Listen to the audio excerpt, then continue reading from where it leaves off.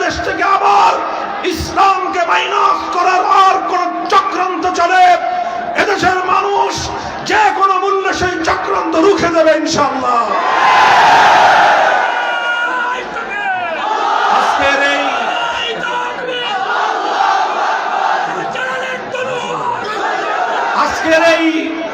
আজকের এই শুভ লগনে আপনাদেরকে আমি একটি কথা স্মরণ করিয়ে দিতে চাই। একটি কথা প্রবাদ রয়েছে, স্বাধীনতা অর্জন করা যতটা কঠিন, স্বাধীনতা রক্ষা করা তার চেয়ে বেশি কঠিন। প্রিয় দেশবাসী, 1971 সালে রক্তক্ষয়ী মুক্তিযুদ্ধের মাধ্যমে বাংলাদেশের স্বাধীন মানচিত্র, স্বাধীন পতাকা অর্জন করেছিল আমাদের দামাল সন্তানেরা। কিন্তু মুক্তিযুদ্ধের বিজয়ের 1 বছর পার হওয়ার আগেই সেই বিজয়কে ছিনতাই করা হয়েছিল। বাংলাদেশের মুক্তিযুদ্ধ হয়েছিল এদেশের মানুষকে মুক্ত করে ছাড়বো ইনশাআল্লাহ আল্লাহর নাম নিয়ে। বাংলাদেশের মুক্তিযুদ্ধ হয়েছিল, 71-এর মুক্তিযুদ্ধ হয়েছিল কোরআন সুন্নাহ বিরোধী কোনো আইন রচনা করা হবে না এই ওয়াদা এবং প্রতিশ্রুতির ভিত্তিতে। 71-এর মুক্তিযুদ্ধ হয়েছিল জুলুমের বিরুদ্ধে, জালিমের বিরুদ্ধে, মজলুমের অধিকার আদায়ের লড়াই হিসেবে। 1971-এর সেই মুক্তিযুদ্ধের মধ্যে ইসলাম বিরোধী চেতনার কথা ছিল না। 1971-এর মুক্তিযুদ্ধ এটা জুলুমের উৎখাতের লড়াই ছিল। কিন্তু সেই মুক্তিযুদ্ধের পরে মাস পেরোনোর আগেই 72 সালে পার্শ্ববর্তী বন্ধুরূপী বাংলাদেশের কাঁধের উপর চেপে বসা একটি সাম্রাজ্যবাদী রাষ্ট্র সংবিধানের জন্য তারা একটি প্রেসক্রিপশন দিয়েছিল। আর সেই ভারতীয় প্রেসক্রিপশন অনুযায়ী 72-এর সংবিধান রচনা করা হয়েছিল। 72-এর সংবিধান বাংলাদেশের মুক্তিযুদ্ধের পরিপন্থী সংবিধান। 72-এর সংবিধান ছিল মুক্তিযুদ্ধের চেতনা পরিপন্থী সংবিধান। 72-এর সংবিধানে মুক্তিযুদ্ধের চেতনাকে টুটি চেপে হত্যা করা হয়েছিল, ছিনতাই করা হয়েছিল। হাজারো মায়ের বুক খালি করা, হাজারো মানুষের রক্তে বিধৌত মুক্তিযুদ্ধের ঐতিহাসিক সংগ্রামের চেতনাকে ছিনতাই করে ইসলামের বিরুদ্ধে একটি সংবিধান রচনার মধ্য দিয়ে বাংলাদেশকে অনইসলামিক ধারায় পরিচালনা করার পায়তারা চালানো হয়েছিল। এরপর 75 সাল পর্যন্ত এদেশের মানুষ দেখেছিল বাকশাল। 75 সাল পর্যন্ত বাংলাদেশের মানুষ জানত 30,000 মায়ের বুক খালি করে রাজনৈতিক বিরোধের প্রেক্ষিতে শেখ মুজিবুর রহমান সাহেব এদেশের 30 লক্ষ যুবককে হত্যা করেছিল, যার প্রেক্ষিতেই ঘটেছিল 15ই আগস্ট। 15ই আগস্টে শেখ মুজিবুর রহমান সাহেব তার পরিবার পরিজন সহ নিহত হয়েছেন। সেখানে অনেক নিরপরাধ নারী শিশু নিহত হয়েছিল। সেই অভ্যুত্থানে নিরপরাধ যারা নিহত হয়েছে তাদের জন্য আমাদেরও সমবেদনা রয়েছে। কিন্তু আমরা বলতে চাই, সমবেদনা শুধু 15ই আগস্টের নিহতদের জন্য নয়, বরং 15ই আগস্টের পূর্বে সিরাজ শিকদার সহ বাংলাদেশের 30,000 মায়ের কোল খালি করা সেই সকল দামাল সন্তানদের জন্য আমাদের সমবেদনা রয়েছে। 15ই আগস্ট সংগঠিত হওয়ার পর শেখ হাসিনা বিদেশে বসে আন্তর্জাতিক গণমাধ্যমকে বলেছিল,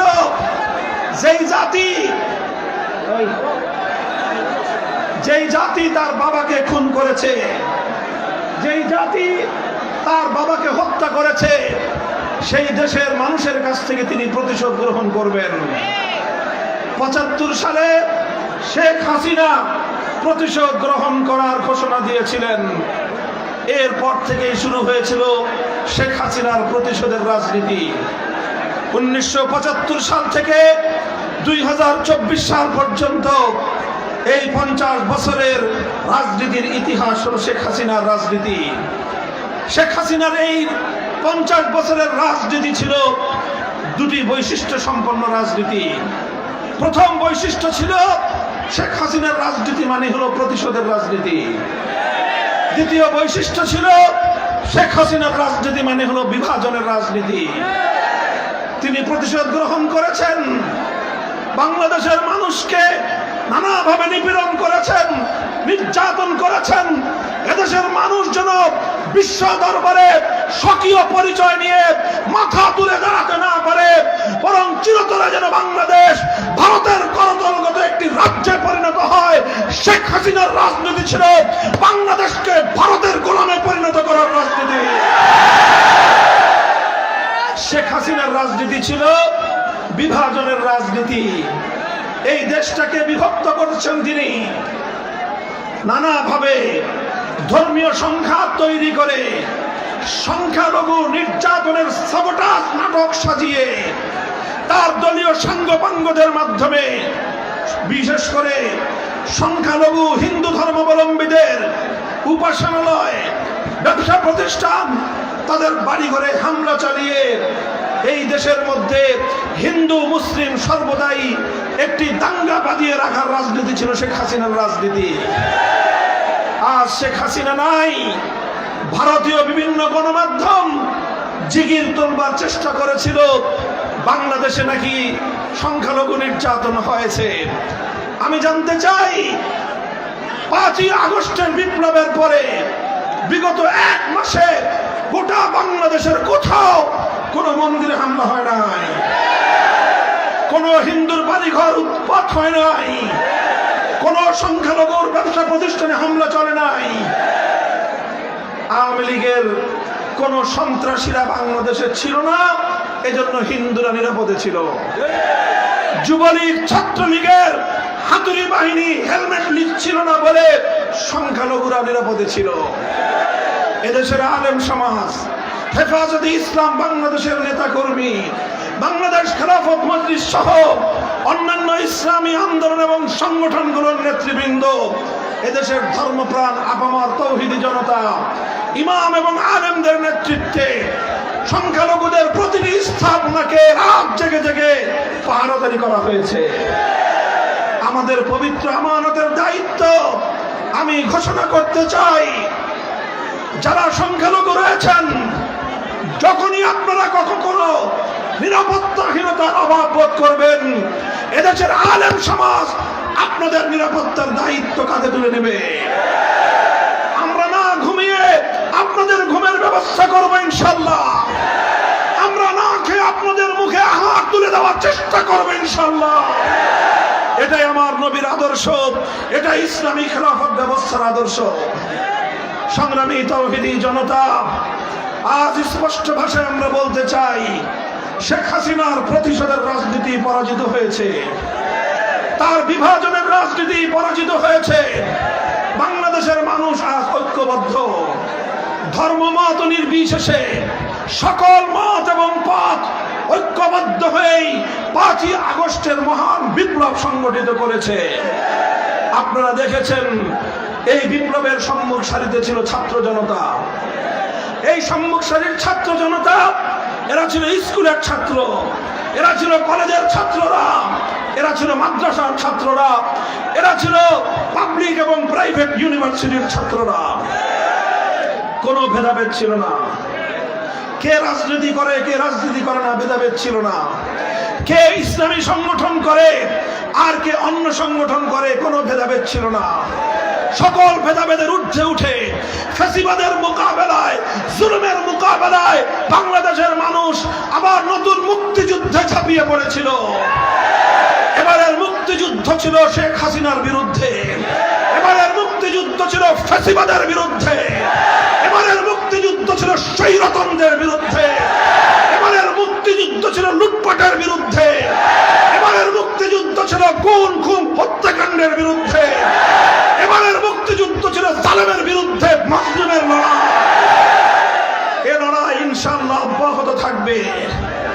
পরিষ্কার ভাষায় বলতে চাই, শেখ হাসিনা বাংলাদেশের মানুষকে হত্যা করে, সহস্রাধিক মায়ের বুক খালি করে, তারপর বাংলাদেশের 1 ইঞ্চি নৌপথ, 1 ইঞ্চি সড়ক পথ শেখ হাসিনাকে বরণ করে নেয়নি, বরং সে আকাশে উড়াল দিয়ে নরেন্দ্র মোদীর কোলে গিয়ে ঝাঁপ দিয়ে পড়েছে। ওই জায়গাটাই ছিল তার আশ্রয়স্থল। প্রমাণ হয়েছে বিগত 15 বছর বাংলাদেশের জনগণের অধিকার হরণের পিছনে নরেন্দ্র মোদী দাদাবাবুদের হাত ছিল। পরিষ্কার বলতে চাই, বাংলাদেশের মানুষের অধিকার নিয়ে আর ছিনিমিনি খেলবার চেষ্টা করবে না। ভারত খান খান হয়ে যাবে।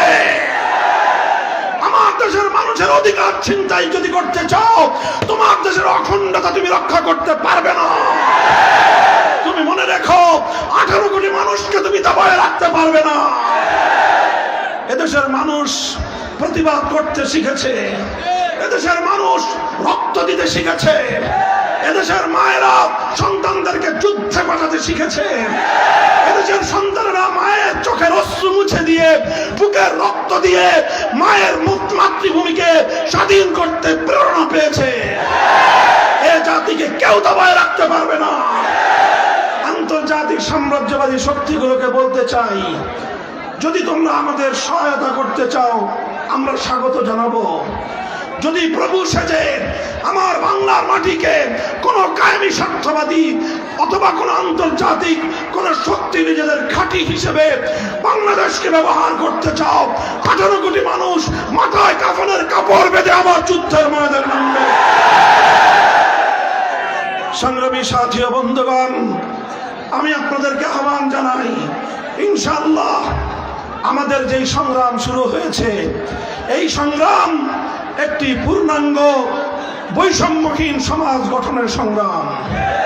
এই সংগ্রাম ন্যায় এবং ইনসাফ ভিত্তিক সমাজ গঠনের সংগ্রাম। রাষ্ট্রীয় সকল প্রতিষ্ঠানগুলোকে ধ্বংস করে দিয়েছিল। বিচার ব্যবস্থার কথা কি বলবো? নিম্ন আদালত, উচ্চ আদালত, সর্বোচ্চ আদালতের প্রধান বিচারপতি আওয়ামী লীগের দলীয় মুখপাত্রে পরিণত হয়েছিল। পৃথিবীর ইতিহাসে এমন কুলাঙ্গার বিচারপতি পৃথিবীর ইতিহাস দেখে নাই। এই সকল কুলাঙ্গার বিচারপতিদের মাধ্যমে বাংলাদেশ থেকে তত্ত্বাবধায়ক সরকার ব্যবস্থাকে সে বিদূরিত করে দিয়ে, তত্ত্বাবধায়ক সরকার ব্যবস্থাকে বিলোপ করে দিয়ে নিজস্ব একতরফা নির্বাচনের মাধ্যমে 15 বছর পর্যন্ত মানুষের ভোটাধিকার হরণ করেছিল। আর মেগা প্রজেক্টের নামে হাজার হাজার লক্ষ লক্ষ কোটি টাকা পাচার করে বাংলাদেশের মানুষের ভাতের অধিকার ছিনতাই করেছিল। এরপর রাতের আধারে যখন তখন যাকে তাকে তুলে নিয়ে গুম করে লাশ পর্যন্ত মায়ের করে ফেরত দেয় না। বৃহত্তর সিলেটের ইলিয়াস আলীর সন্তান এখনো কাঁদে। আজও পর্যন্ত ইলিয়াস আলীর পরিবার জানে না তার ভাগ্যে কি ঘটেছে। এই বাংলাদেশ যেটা ছিল সোনার বাংলাদেশ, সেই সোনার বাংলাদেশকে বানিয়েছিল সে খুনের বাংলাদেশ। শাইখুল হাদিস আল্লামা আজিজুল হক বলতেন, আজ বাংলাদেশের যে অবস্থা, এখানে নুনের চেয়ে খুনের দাম কম।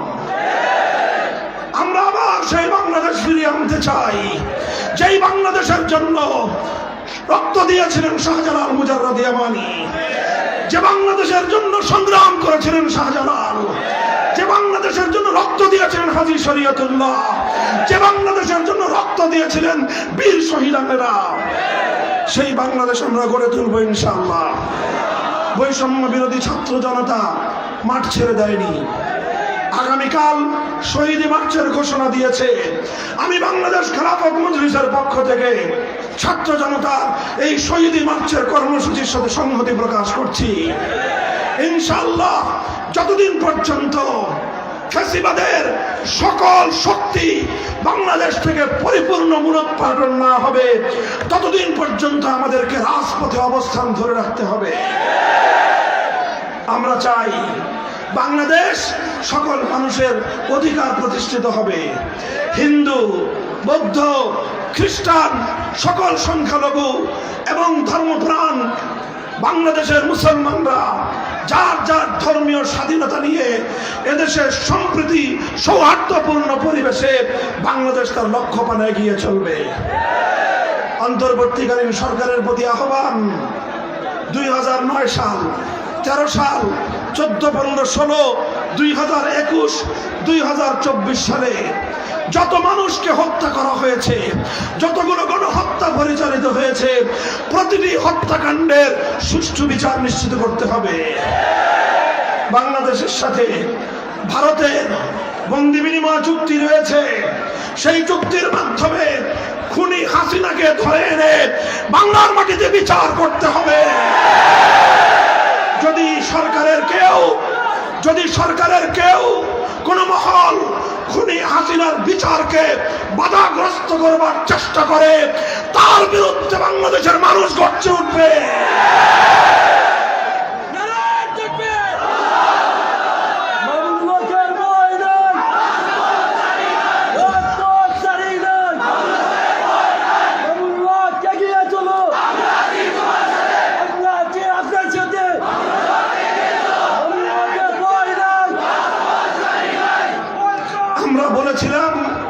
আমরা বলেছিলাম বাংলাদেশে আপনারা স্বাধীনতা রজত জয়ন্তী, সুবর্ণ জয়ন্তী উদযাপন করবেন, এটা আমাদের জাতীয় উৎসব।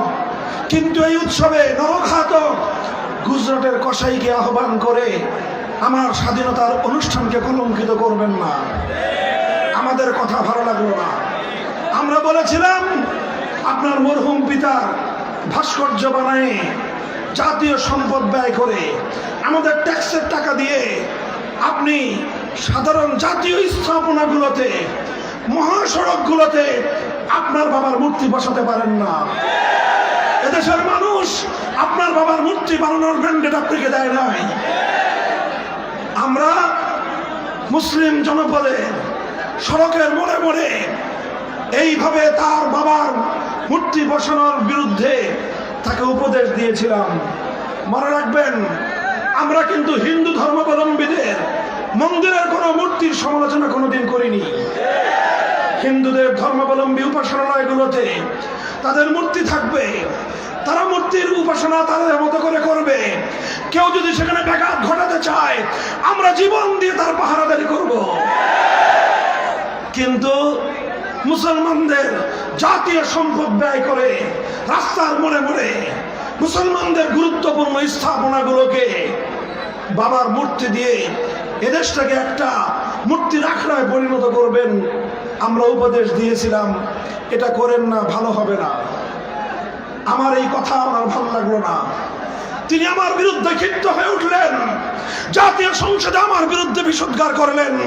তার পেটোয়া বাহিনী এবং দেশের মানুষের সম্পদে লালিত গোয়েন্দা বাহিনীর সদস্যদেরকে আমার বিরুদ্ধে ষড়যন্ত্র করবার জন্য লেলিয়ে দিলেন আর আমাদেরকে কারারুদ্ধ করলেন। 3 বছর পর্যন্ত কারান্তরালে আমাকে বন্দী রাখলেন। কি পেয়েছেন আপনি? আপনি মনে করেছিলেন জোর করে এদেশের জনগণের কাঁধের উপর আপনার বাবার মূর্তি বসিয়ে দিবেন। 5ই আগস্ট এদেশের মানুষ প্রত্যক্ষ করেছে, জোর করে মানুষের উপর কোনো আদর্শ চাপিয়ে দেওয়া যায় না।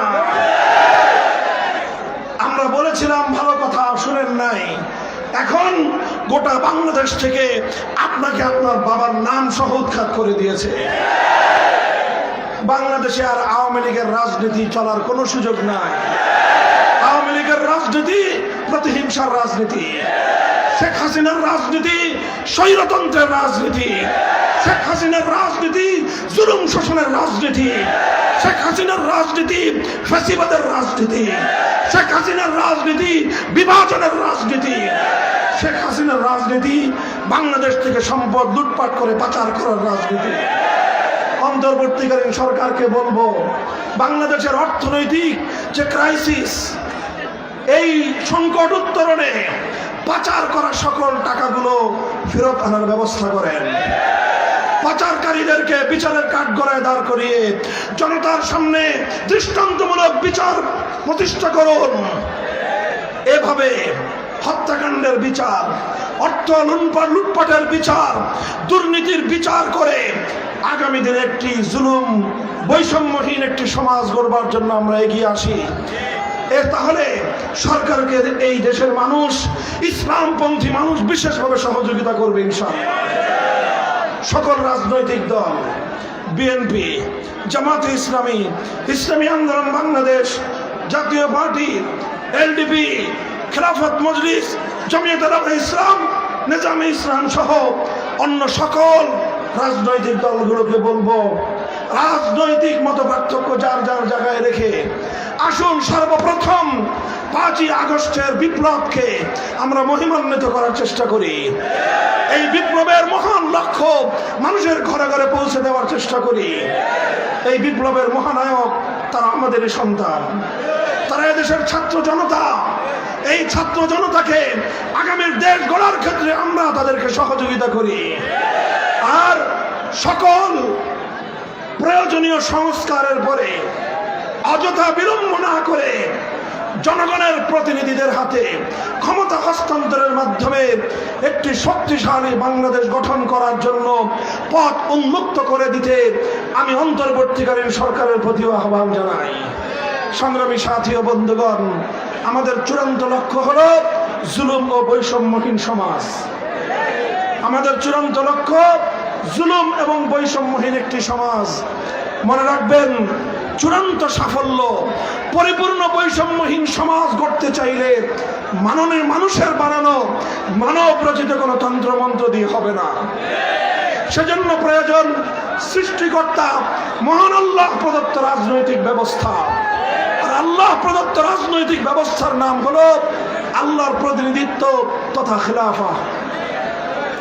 তাই বাংলাদেশ খেলাফত মজলিস আপনাদেরকে আহ্বান জানায়, আসুন হাতে হাত রাখুন, টেকনাফ থেকে তেঁতুলিয়ায় খেলাফতের এই আহ্বানকে আমরা ছড়িয়ে দেই। বাংলাদেশ খেলাফত মজলিস, যুব সমাজ, বাংলাদেশ খেলাফত যুব মজলিস, ছাত্র মজলিস সহ আসো, আমাদের হাতে হাত রাখো। ইনশাআল্লাহ সকল জুলুমের বিরুদ্ধে আমরা সংগ্রাম অব্যাহত রাখবো। একটি ইনসাফপূর্ণ সমাজ গঠনে আমরা আমাদের সর্বোচ্চ ত্যাগ এবং কোরবানি স্বীকার করব। ইনশাআল্লাহ প্রস্তুত থাকবেন তো? আগামীর সংগ্রামে আমাদের সাথে থাকবেন তো?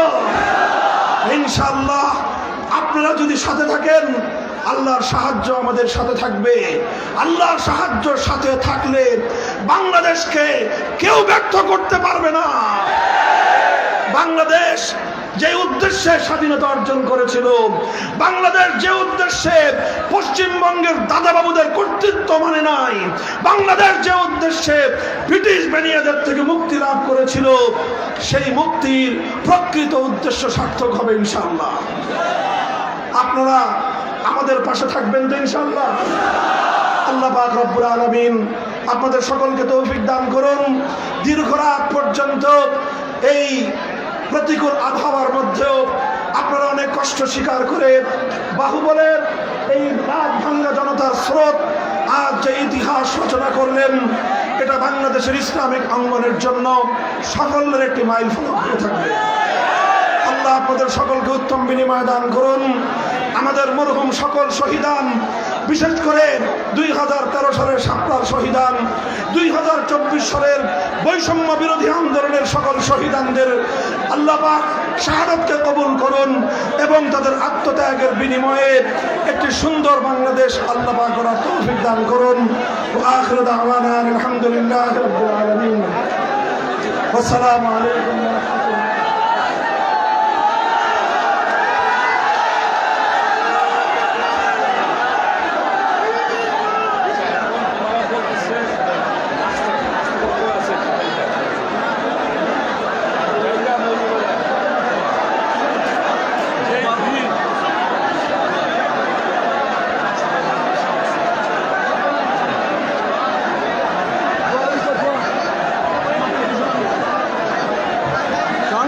উপস্থিতি, আপনারা দীর্ঘক্ষণ যাবৎ আজকের প্রধান অতিথির বক্তব্য শোনার জন্য কষ্ট করেছেন।